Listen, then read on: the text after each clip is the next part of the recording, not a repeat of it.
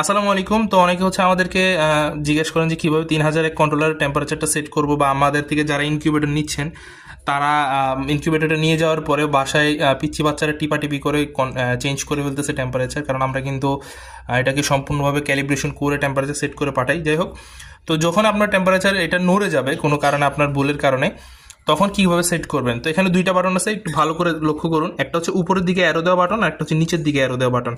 উপরের দিকে অ্যারো দেওয়া বাটনটা হচ্ছে সর্বনিম্ন কততে আসলে হিটারটা অন হবে এটা সেট করতে হবে। নিচের দিকে অ্যারো দেওয়া বাটনটা সর্বোচ্চ কত গিয়ে টেম্পারেচার যে হিটার লাইটটা আছে এটা বন্ধ হবে। তো আমাদের সাধারণত হচ্ছে আমরা এই বাটনটাতে হচ্ছে 37.2 সেট করব, এবং এই ডাউন বাটন যেটা আছে এটাতে হচ্ছে 37.7 সেট করব। তো এখন হচ্ছে মেশিনটা চালু করব। চালু করার পরে হচ্ছে যে আমাদের এই যে আপ বাটনটা, এটাতে সিঙ্গেল একটা প্রেস করব। সিঙ্গেল প্রেস করার পরে যখন এই ডিসপ্লেটা লাফাবে তখন আমরা এই বাটনটাকেই চাপতে থাকবো।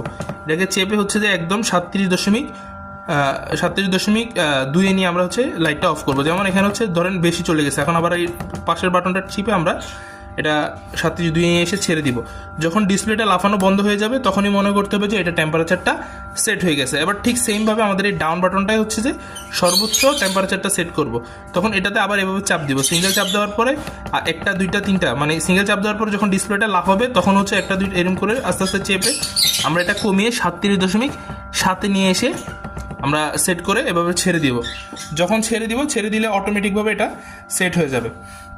তো কন্ট্রোলারটা হচ্ছে 37.2 হচ্ছে চালু হবে লাইটটা, আর 7 গিয়ে বন্ধ হবে। তো এভাবে হচ্ছে যে আপনারা সব কিছু সেট করবেন। তো আপনাদের যদি ইনকিউবেটর যে কোনো ধরনের সরঞ্জাম অথবা পোল্ট্রি আইটেম যে কোনো কিছু লাগলে আমাদের সাথে যোগাযোগ করেন। দেশের যে কোনো প্রান্তে আমরা হোম ডেলিভারি সুবিধা দিয়ে থাকি।